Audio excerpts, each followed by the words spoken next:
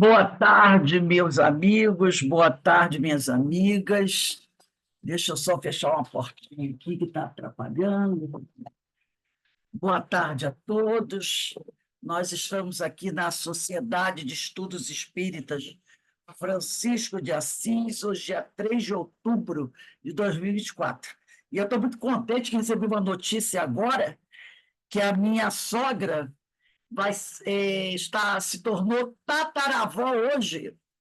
Nasceu a Maria Catarina. Minha sogra tem 93 anos e a tataraneta dela nasceu hoje. Então, Ai, que maravilha! Depois vou ligar para ela, dando os parabéns, a minha primeira amiga querida. dela nasceu Ai, hoje. que lindo, Maria, que maravilha, né? né? Que bom. E eu sou E é tia, raríssimo, né? É muito raro, né? Chegar. obviamente. E com essa história eu sou Ai, que legal. tia também. Então, eu fiquei muito contente, sabia? Que Ai, eu estou feliz de saber também. Depois eu vou ligar para ela. muito bom, né? Muito bom ter a oportunidade de ver mais uma geração, né? Dos seus descendentes. É, Maravilha. Que Maria Catarina tenha muita saúde, muita paz e muita luz. E nasceu numa data linda, né? Aniversário assim da Luna. seja. Que bom, que maravilha. Bem, meus irmãos, hoje, nesse horário, né, nós estudamos essa obra, Primícias do Reino, psicografia de Divaldo Pereira Franco, pelo espírito de Amélia Rodrigues. Nós estamos estudando o capítulo 11, o Tabor e a Planície. Já está um pouquinho adiantado, né? Seria a nossa irmã Denise que estaria fazendo o estudo hoje, mas ela teve um probleminha, não pôde estar aqui conosco. Mas antes de nós entrarmos no capítulo, vamos aqui, né, elevar o nosso pensamento ao alto, a Jesus, agradecendo ao Senhor essa oportunidade abençoada de estarmos aqui nessa tarde estudando, crescendo, aprendendo um pouco mais. E em especial, quero pedir a Deus que abençoe esse novo espírito, ou melhor, esse espírito que chega à Terra, que novo ele não é, né? Que chega à Terra para mais uma reencarnação na personalidade de Maria Catarina, que ela seja abençoada, amparada, fortalecida e possa ter uma reencarnação de muita paz, de muita luz e muita sabedoria. Que o Senhor nos abençoe hoje, agora e sempre. Então, eu vou começar lendo quando, nesse trecho aqui, eu vou voltar em uns 6 ou 7 parágrafos, que diz assim: Jesus e os discípulos continuam descendo. Conseguiram achar? Voltaram aí? Que eu voltei alguns parágrafos, acho que mais de 10, que eu botei assim: ó, Jesus e os discípulos continuam descendo. Quem são os discípulos? Pedro, Tiago Maior e João, o evangelista. O desplende, os acontecimentos são sóis e suas almas. A plataforma do Tabor fica para trás. A planície imensa se estende embaixo. Lá estão as criaturas sofredoras e ansiosas, os companheiros aguardando.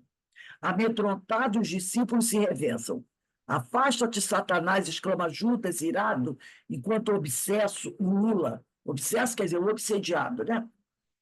Filho das trevas, semente de Beelzebul, brada Tadeu com a voz rouca e os olhos injetados. Por quem és, abandona tua vítima. Decaído, imundo, vocifera, pálido, suarento, Natanael. Eu te exorto a que retornes às geenas. Curiosos se acercam dos gritadores, enquanto endemoniado, como se multiplicasse as forças, que o vampirismo espiritual consome, mais se debate no solo e corcoveia exasperada, ameaçando o débil corpo em convulsão semi-vencido. É o próprio Dibuque, soluça desanimado Felipe. Dibuque era o nome de um demônio, né? Nada conseguiremos, arremata o filho de Celfas. Onde andará o mestre, indaga perturbado Simão o Zelote, que não vem socorrer-nos? Não saberá ele de nossa aflição? A gente só percebe o desespero, né? Desses homens que caminhavam com Jesus, que já tinham ouvido falar muito no que era preciso ser feito, mas eles ainda não tinham conseguido o quê? Assimilar a mensagem de Jesus. Era um desespero, né? Entreolham-se e estremecem enquanto o obsidiado espumeja se debate.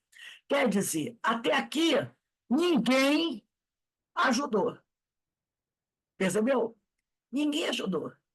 Só estão, né, desesperados. Mas o doente está ali, que é o espírito, né? O médio também, que está dando a comunicação desse espírito, também, desequilíbrio, também está ali, e até então ninguém ajuda. Só, né, desconjura. Mas a ajuda efetiva para os dois doentes, eram dois, o médium e o espírito comunicante. Ajuda que é boa nada. Só flechada, né, de quem deveria já ter condições de ajudar. Falam todos de uma vez, gritam inutilmente. Vendo o mestre e os companheiros que chegam à charneca das misérias humanas, correm aflitos e o saúdam. Quando eles veem o mestre chegar, próximo a eles, aonde a miséria humana está ali sendo apresentada, naquele espetáculo, mas também na atitude deles.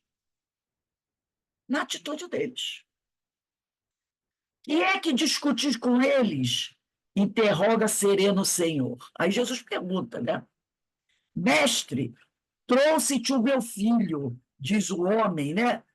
Que é o pai do médium, que tem um espírito mútuo.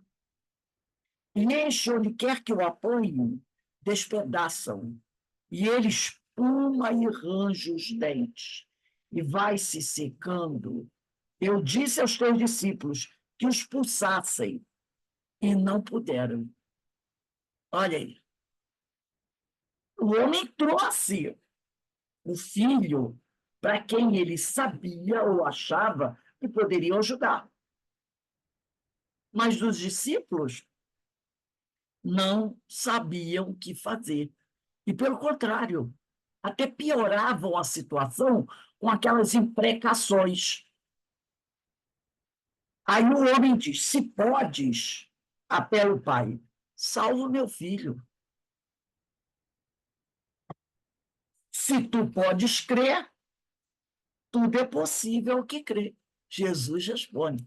Porque o homem diz: se podes, salva meu filho.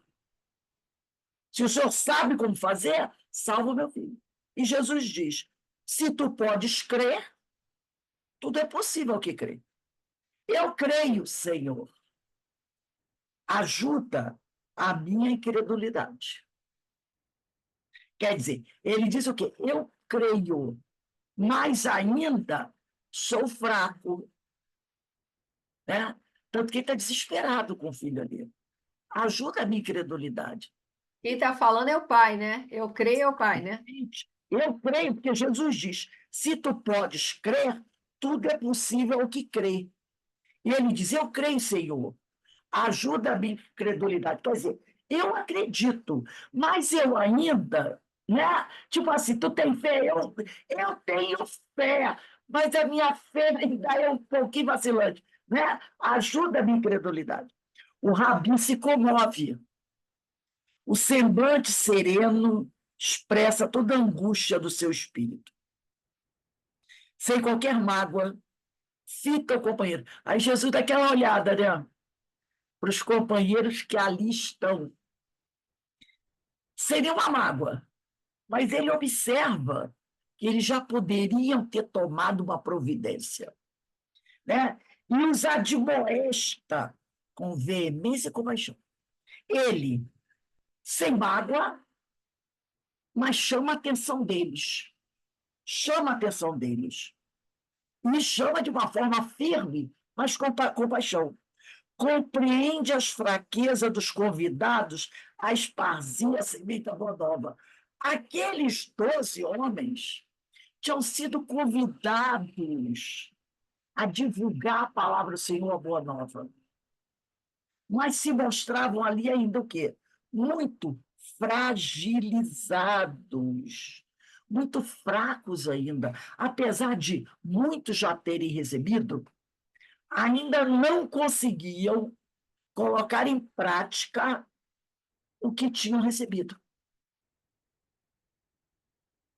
E tanto é que, em nenhum momento, eles fizeram nada para ajudar. Só pioraram a situação, criticando, falando, acusando, né? Como justificar a si mesmo? Como justificar-se a si mesmo e aos outros? Judas tenta esclarecer. Que aí, quando Jesus admoesta eles, chama a atenção deles com veemência, Judas quer logo o quê? Não, senhor, não é se justificar, porque ele percebeu que Jesus, né, foi firme com eles, chamou a atenção deles. Fizemos tudo quanto nos ensinaste e nada conseguimos. Aí Jesus diz assim: até quando vos sofrerei e estarei convosco? Quer dizer, até quando eu ainda estarei aqui vendo esse tipo de coisa? A indagação fica no ar sem resposta. A arrogância da fraqueza é mais petulante do que a vaidade da força. A arrogância da fraqueza, porque quando ele diz assim: fizemos tudo quanto nos ensinaste e nada conseguimos, isso foi arrogância. Foi arrogância. Ele quis dizer o seguinte: o Senhor nos ensinou, mas o que o Senhor nos ensinou foi pouco. Foi mais ou menos isso que eles quiseram dizer. Por isso que ele fala: a arrogância da fraqueza.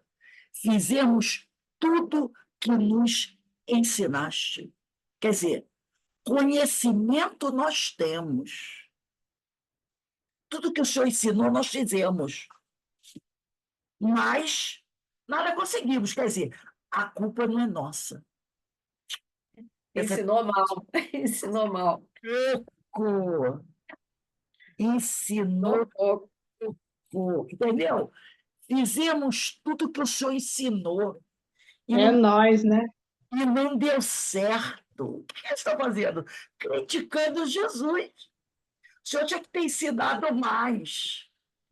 Um ensino mais forte, Não entendeu? deu o pulo do gato faltou. O Senhor ensinou pouco, foi fraco. Quer dizer, é aquela crítica sutil, entendeu? Fizemos tudo. E ele bota aqui, tudo. Ele não diz, fizemos o que nos ensinaste. Ele diz, fizemos tudo o que nos ensinaste. A partir desse momento, ele dissesse assim, fizemos o que o Senhor nos ensinou. De repente, não podemos ter feito tudo, mas ele diz, fizemos tudo o que nos ensinaste e nada conseguimos. Quer dizer, lavamos as mãos, a culpa não é nossa, o professor falhou. Percebeu? Por isso ele diz, Horrível, hein? arrogância da fraqueza. Porque se ele ensinou tudo, né? A culpa não é minha. E a arrogância da fraqueza é mais petulante. Isso é um atrevimento falar isso para o senhor. É um atrevimento. É mais petulante do que a vaidade da força.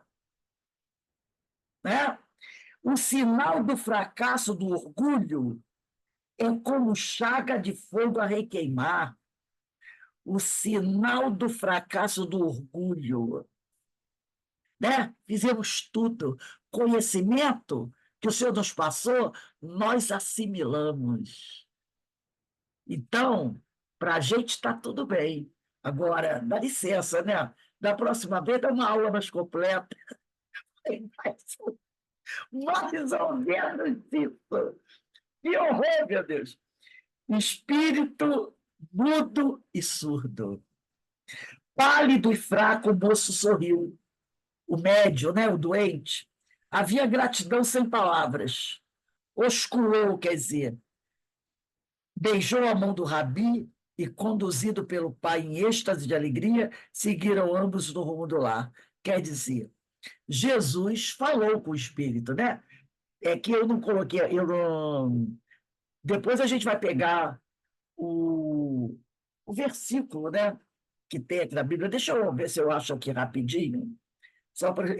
Olha essa frase aqui, realmente. Que arrogância, meu Deus! Agora imagina se o mestre, o professor, fosse alguém do nível deles. Que resposta eles não ouviriam se fosse o problema da escolinha do professor Raimundo?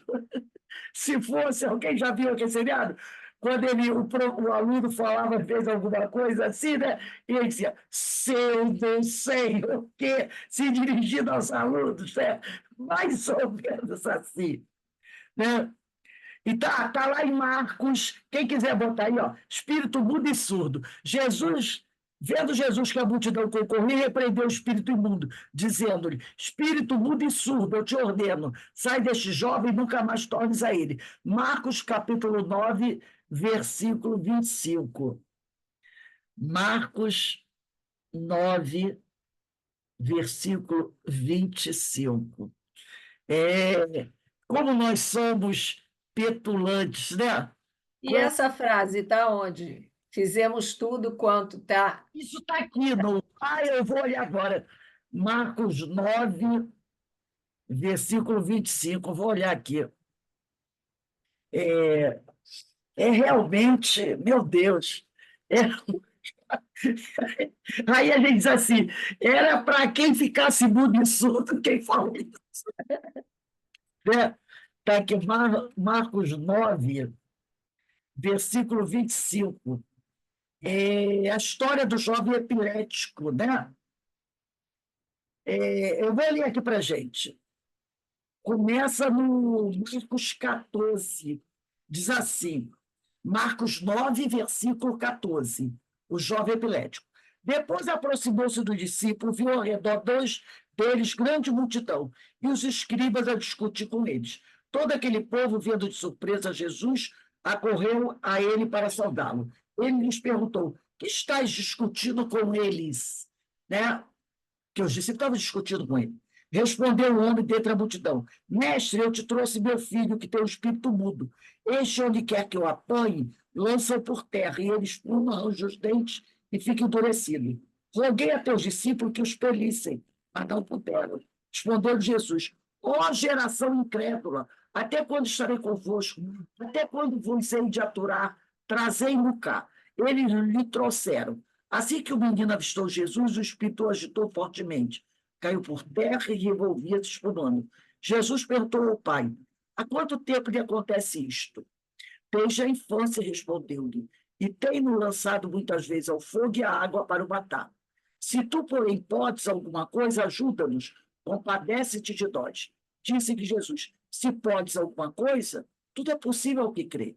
Imediatamente exclamou o pai do menino: Creio, vem em socorro à minha falta de fé. Vendo Jesus que o povo afluía, intimou o espírito imundo e disse-lhe: Espírito mudo e surdo, eu te ordeno, sai deste menino e não tornes a entrar nele. E gritando e maltratando extremamente saiu. O menino ficou como morto e de modo que muitos diziam, morreu. Jesus, porém, tomando pela mão, ergueu e ele levantou-se. Depois de entrar em casa, os seus discípulos perguntaram-lhe em particular, por que não podemos nós expeli-lo? Ele disse, essa espécie de demônio não se pode expulsar, senão pela oração. Essa frase aqui, a arrogância da fraqueza é mais petulante do que a vaidade da força, a Amélia Rodrigues, né, que ela completa essa história, porque havia uma razão para eles não terem conseguido. Era justamente o orgulho que eles ainda traziam dentro deles, a arrogância que eles traziam dentro deles. E eles tentaram de tudo, mas não conseguiram. E é aquele detalhe, né? Se você tenta e não consegue, apesar de você ter recebido uma bela orientação, por que você não conseguiu então? Porque você realmente não prestou atenção, não assimilou, entendeu? Por isso é que aqui, a arrogância da fraqueza é mais petulante do que a vaidade. O sinal do fracasso do orgulho é como chaga de fogo a requeimar. Pálido e fraco, o moço sorriu. Havia gratidão sem lágrimas, osculou a mão do rabi e, conduzido pelo pai em êxtase de alegria, seguiram ambos o rondoar. Quantas e quantas vezes nós mesmos já recebemos inúmeras orientações do Evangelho para aprendermos como agir, né? com, a, com a sociedade, com o nosso próximo, dentro do nosso trabalho, e a gente não age. Por quê? Por causa da nossa petulância, por causa da nossa arrogância. Porque eles estavam com o mestre. Jesus estava constantemente passando o ensinamento para eles. Mas quantas vezes eles foram vistos brigando entre si? Né? Mostrando que eles ainda estavam ali agarrados a certas coisas. A gente vê pelo início, quando ela conta, que eles, em vez de ajudar, eles estavam tentando ajudar pela violência, tentando exorcizar, expulsar, ao invés de usar o amor. Estavam querendo usar força, se colocando numa posição superior, tanto que eles ficam. Afasta de Satanás, exclama Judas irado, né? O outro brada naquele abandono em sua vida. Nem em nenhum momento desses eles mostraram simpatia, amor, caridade, indulgência, fraternidade para com os dois doentes, que era o espírito e o médico. Porque vamos e convenhamos, né? O garoto também, né, estava doente, tanto que ele foi pego nesse processo obsessivo, né? E é a arrogância dos discípulos, que não conseguiram captar o ensinamento do mestre. Tanto que no Evangelho ele diz, esse tipo de espírito só sai com oração. O que Jesus quis dizer com oração? É com amor, com carinho, com benevolência. É essa oração. Não é aquela de botar o joelho, jogar o joelho no chão e ficar... Não. É com caridade, fraternidade, humildade. Fazei ao outro que gostaria que te fizessem. E não com aquela forma violenta como eles estavam agindo. Né? Se colocando numa posição superior em relação aos doentes. E lembra que a gente estuda isso o tempo todo, né? A gente deve sempre procurar ser benevolente, firme, mas benevolente para com aqueles que estão em desequilíbrio. Tanto que ela diz aqui que Jesus fitou os companheiros medrosos, sem mágoa, mas os admoestou com veemência e compaixão. Por que compaixão? Por que Jesus os admoestou com compaixão? Porque viu que eles não tinham aproveitado a oportunidade do aprendizado. Entendeu? Viu que eles estavam com pouco esforço para trabalhar, não estavam dando o melhor deles. Por isso que Jesus olhou para eles com compaixão. A gente diria assim, Jesus olhou para aquela turma com muita pena, mas com compaixão. Né? Então, vou passar aqui para a Denise. A Denise vai continuar aqui do à noite, quando o zimbório se vestia. Bom estudo aí para vocês. Valeu, Rose, obrigada. À noite, quando o zimbório se vestia de estrelas brilhantes, ainda sob o impacto das manifestações do mestre, no Tabor e na planície. Simão, traduzindo possivelmente a visível inquietação dos companheiros, aproximou-se dele que meditava e indagou, visivelmente emocionado. Por que não puderam eles expulsar o espírito imundo?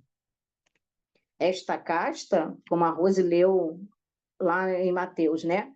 Não pode sair com coisa alguma, a não ser com oração e jejum, elucidou o amigo. Desejando, no entanto, utilizar o momento para melhor instruir os companheiros desatentos e pretensiosos, o Senhor esclareceu. Antes de tudo, é necessário compreendamos que os espíritos imundos viveram antes, homens que foram, homens que continuam sendo, enganados como se deixaram conduzir no corpo, prosseguem enlouquecidos fora dele. A morte não os transformou. Viajores do tempo são o que fizeram, ligados mentalmente, são o que fizeram. Quer dizer, vamos lá, viajores do tempo, eles são o que fizeram, porque só estavam ligados às coisas materiais, às coisas do corpo. Ligados mentalmente às reminiscências das ações, demoram-se sofrendo-as, emanados aos que amaram, vinculados àqueles que o fizeram sofrer. Fez uma pausa espontânea e prosseguiu. Por essa razão, a Boa Nova é um hino de amor e perdão. Amor indistinto e perdão indiscriminado.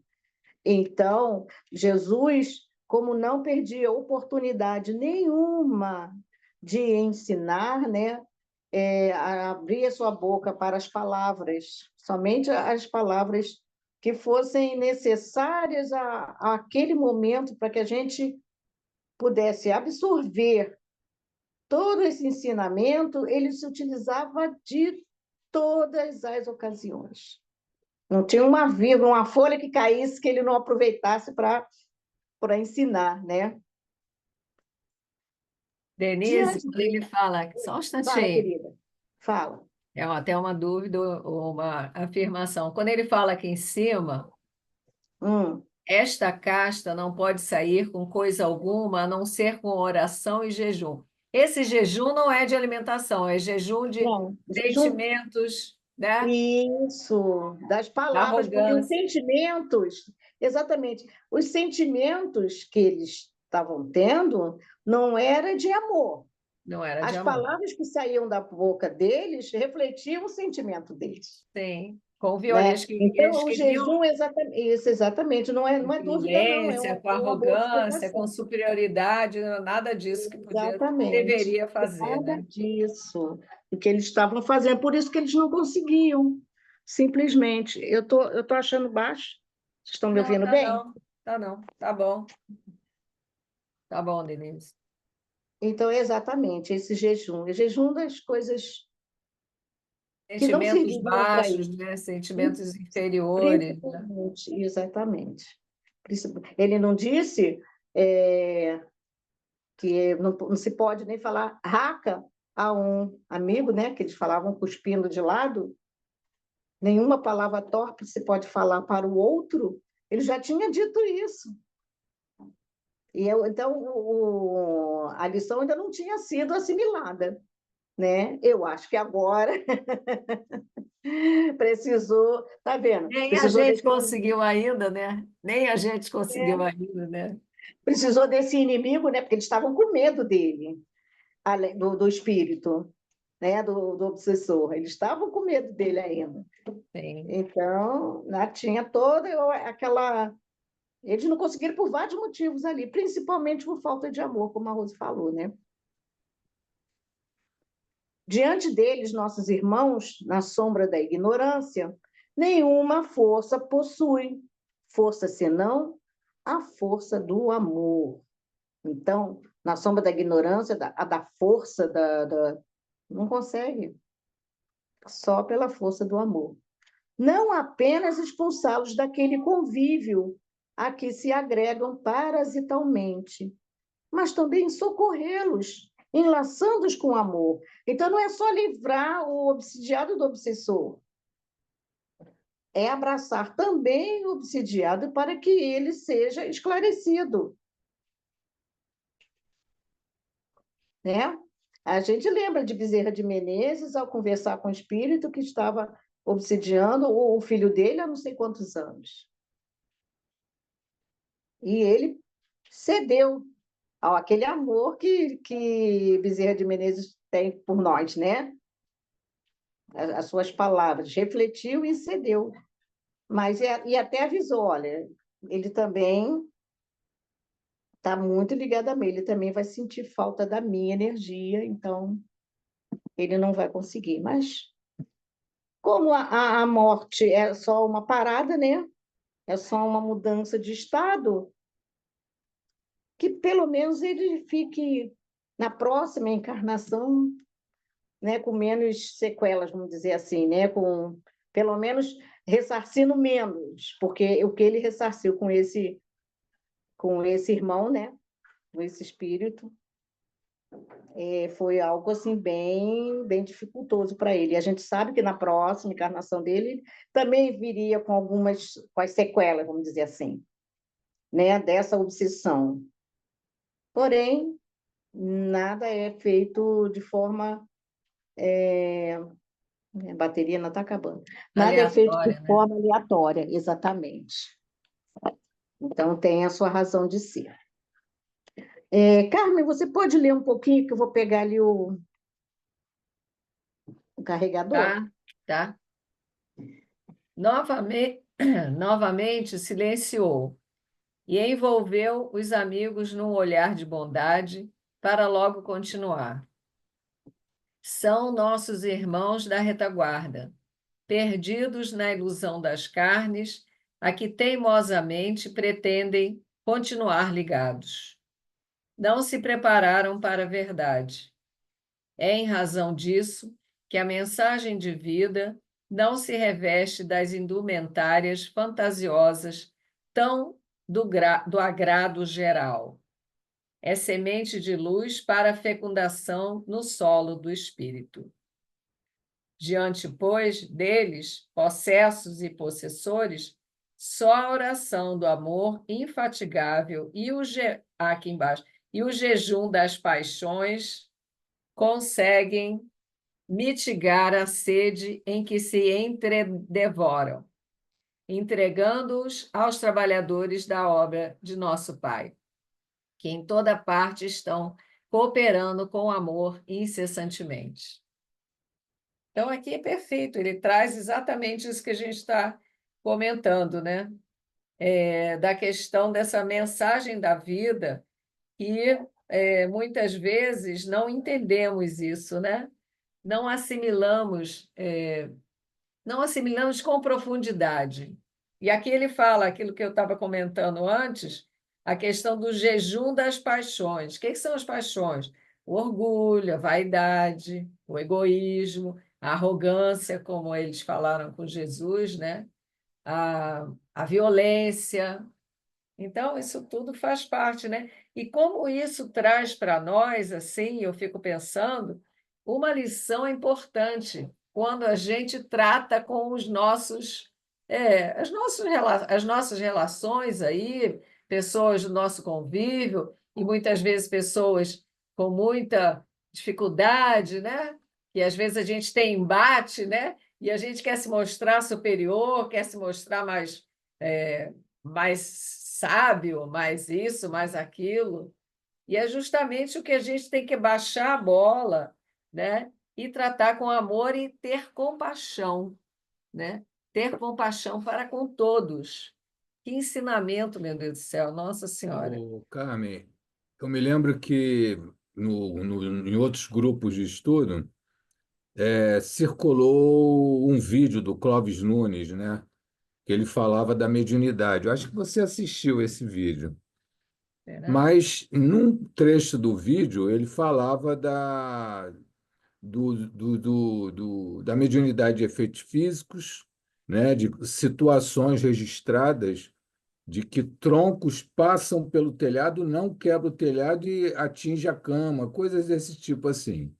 E aí ele foi relatar a uma família que estava passando por um problema desse, no popular, de poltergeist, né? Sim, Situações dentro de casa que panela caía da prateleira sem saber sim, como, coisas desse tipo.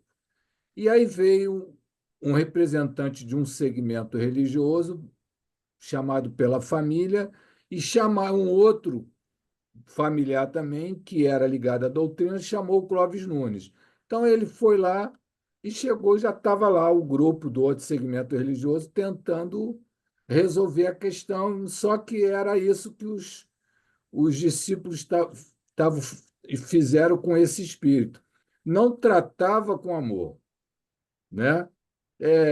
Você é endemoniado, você tem que. O demônio tem que aceitar Jesus, não sei o quê, coisa desse tipo assim que não tinha nada a ver. E aí a empregada vem e diz assim: seu Clóvis, as Bíblias todas estão lá no vaso sanitário. Eu não sei como que a Bíblia, porque o efeito de materialização fez a Sim. Bíblia aparecer dentro do vaso sanitário. O espírito que estava ali provocou isso, irritado que estava com a maneira como Aham. estava se dirigindo a ele. Aí o grupo achou que tinha resolvido a questão e tal, e aí depois o Clóvis Nunes continuou com a família e tomou uma outra atitude com esse espírito. Ô, meu irmão, e tal. Aí foi outro tipo de diálogo Aham. cordial, amoroso, né? E aí, então, ele retrata essa situação. Muitas Exatamente, das é. vezes você quer lidar com o espírito, mas tratando o espírito como fosse um lixo, e não é. É um irmão como nós. Bom, E aí, Clóvis focado, Nunes né? alertou a gente nessa situação, né? Interessante, bem abordado aqui. Tem tudo a ver com isso aqui que a gente está vendo, né? Tudo a ver.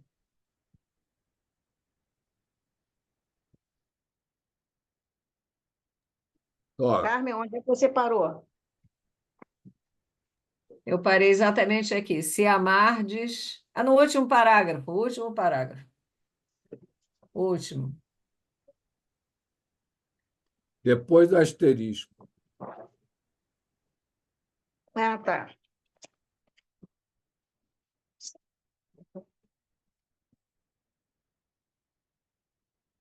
É no finalzinho mesmo, né? Se amardes ao invés de detestardes, é isso. Você terminou de ler tudo? Não. Não. Se amardes ao invés de detestardes, se desejardes socorrer e não apenas os expulsardes, tudo fareis, pois que tudo quanto eu faço, podeis fazê-lo, e muito mais, se o quiserdes.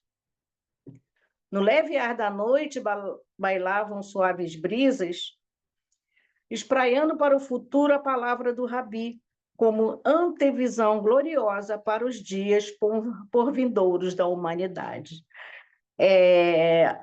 A Amélia Rodrigues, então, ela esmiuça, né, e interpreta, e é exatamente isso, que é tudo que a gente tem estudado, né? É interessante como as coisas os estudos vão se integrando, né? É, vão se E um juntando, se complementa o unindo. outro, isso. E a Ao gente mesmo. vê sobre a mediunidade, a gente vê as experiências de Ivone Pereira, a vida dela, que ela passou, né? Nessa última existência. A gente fala sobre, estudando o Hermínio, né? No livro que ela leu anteriormente, da aula anterior, que foi a diversidade dos carismas. Aí a gente vai compreendendo melhor essas passagens bíblicas que a gente via antes só como coisa religiosa, né? Não se falava, não se entendia, não se compreendia a mediunidade, o que estava acontecendo, o fenômeno, né? Todos os fenômenos que a gente visivelmente experimenta, né? Não é experimentar, não. Vivencia quando a gente lê. Agora, a gente pode ler a Bíblia todinha de novo, que a gente vai ter outro olhar, né, para essas passagens. Com certeza, com certeza. Porque muitos de nós assim, só repetia a palavra escrita na Bíblia, É sem por a isso, compreensão. Fala, Alberto. é, É por isso, Denise, que diz que a doutrina tirou o véu, né? O entendimento foi possível, o aprofundamento maior dos ensinamentos de Jesus com a doutrina espírita, que tirou o véu, né, daquela maneira assim difícil de ser interpretada, e a doutrina, com o auxílio dos espíritos, veio esclareceu com mais nitidez cada passagem, cada ideia de Jesus, cada princípio de Jesus. É isso aí. Ana Constantino, tem algum comentário a fazer? Ficou quietinha? Não, se não tiver, não tem É problema. exatamente isso que vocês estão falando, né? Que às Hum, vezes, que na casa espírita, quando o espírito vem, né, ele é acolhido, é esclarecido, né?